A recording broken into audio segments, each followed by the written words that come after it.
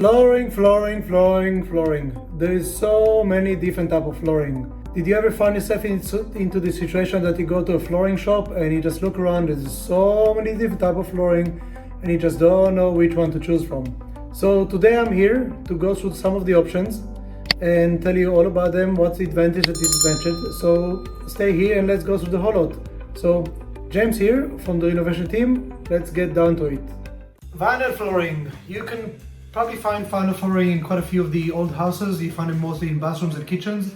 So what vinyl flooring is pretty much about, it's a kind of a foam if you look at it closely, and it's have a bit of a print of a shape on top of it. Kind of look like a timber, but it's really more of a basic kind of material. The new ones or the more expensive ones are definitely a better products because they are thicker and stronger and having a stronger, thicker film. Also, they're coming in many different size, shapes. So those are coming in a roll, and that's very good for laying because there's not much gaps between them, and it's better for waterproofing. One of the advantage of vinyl flooring is because it's made out of plastic, it doesn't rotten or it doesn't delaminate or change because it's pretty much just a plastic product. And so that's why they're putting it in bathroom. The disadvantage actually is when they lay between the vinyl and the floor, there's never really good waterproofing between them, or especially around the shower and the bath. This is why quite a few of the bathrooms that we renovate and we pull them apart, we find that all the timber is rotten around the vinyl flooring. So sometimes we get water going underneath it and that area becomes soft and unstable. So on the top, it looks nice, underneath it's getting rotten. So that's something that it's a bit tricky with those vinyl flooring, is to seal them properly. Another option to go is for the flooring planks. They are actually quite a strong material. They're using more in commercial. They are a bit more expensive to lay, but they definitely have much hard wearing surface on top, and they are getting glue all the way down on the floor. So that's kind of the backing, the way it looks like. So depending on the house, depending where you want to put them and what your budget is. If it's a very basic property or investment property in a place you don't want to spend any money on it, yes, I know that some people are going for the thin, cheap one. Bear in mind that what you pay is what you get, and those ones, the quality of them is really not good, and they can break and scratch very easily, as you can see. The better products, they intend to hold better, and if you go for the more expensive and the hard-wearing ones, they are definitely probably the way to go. But waterproofing should be done separately on the bathrooms and not rely on the vinyl flooring. Carpets. There are so many different types of carpets, and it could be very confusing going to a shop and trying to choose from. Some of the more popular ones is what's called an open pile.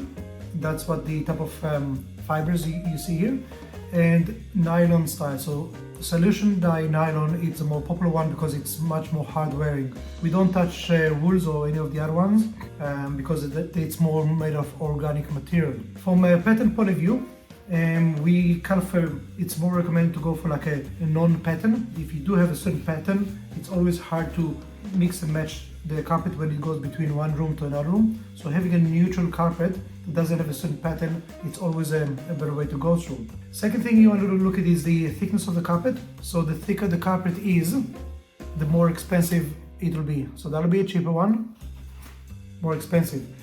Yes, it is nicer and it's better for more of a high-end properties, but you don't want to go too thick because then it looks a bit messy and you can see marks and footsteps on it. A thinner one, but not super thin, it's always a good way to go, and it doesn't show marks, and it always looks nice and organized. When it comes to colors, there's also many different colors to choose from. If it's your home and you will look after the carpet, you can go for maybe more of the brighter types. If it's an investment property, you probably want to go for slightly darker ones because you don't want them to show stains and dirt. So the advantage of carpets in general is that they are easy to lay, easy to fix. If anything if any part of the carpet has been burned for whatever reason, it's easy to cut a piece and to stitch one in. It's easy to replace, it's not too expensive, nice and warm in winter, and easy to work on. Some of the disadvantage is that it could be hard to clean if you have different type of stains. They could hold some smells into it, and it's not really recommended if there are any pets. Yeah, but they're nice and warm and very, very popular in rentals market. Laminate flooring. So, what is laminate flooring? Laminate flooring, it's high density fiber material. As you can see here, it's a synthetic type of product. They have a pattern on top, and it's like a very hard wearing surface on top. So that gives you a bit of a better wear and tear. The cheap ones are definitely not good products to buy because they are not waterproof and they can get delaminated and start to inflate it and move up in the corners. And we have done quite a few blogs talking about that problem. The good one definitely is the way to go. The more expensive one, price-wise, they are probably about $50 per square meter going upward, not just the material itself.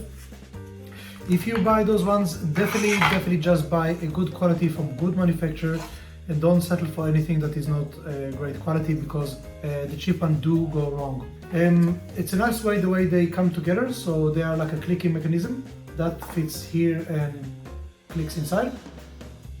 Then you can't even see the gap and they hold very well together. If there's any problems whatsoever, a professional person can actually come and unclick a few of them, change that one, put a new one, close it in, and it's quite easy to repair. As long as you manage to keep a few spare ones when you bought the material. Here's a nice example of laminate flooring that we have put here in the kitchen hallway that goes all the way to the end. So yeah, we use them in nice high-end properties when the customer wants to spend the money and get a good quality. We normally buy the waterproof one. You can actually get them as waterproof, but we don't really put them in bathrooms because we don't want to change it too much. So kitchen is great, open plan is great. There's a certain way to clean them. You don't put a bucket of water in it. You just pretty much give them a light wash with a moist rag, and yeah, great products, and we love them. All right, so that's pretty much summarized the whole flooring discussion. Would love to hear your comments below. What do you think about it? What kind of flooring have you used and what was your experience? Until then, it's James Goren from the Renovation team. Please feel free to ask any question, and just remember, do it once, do it right, and get it over with.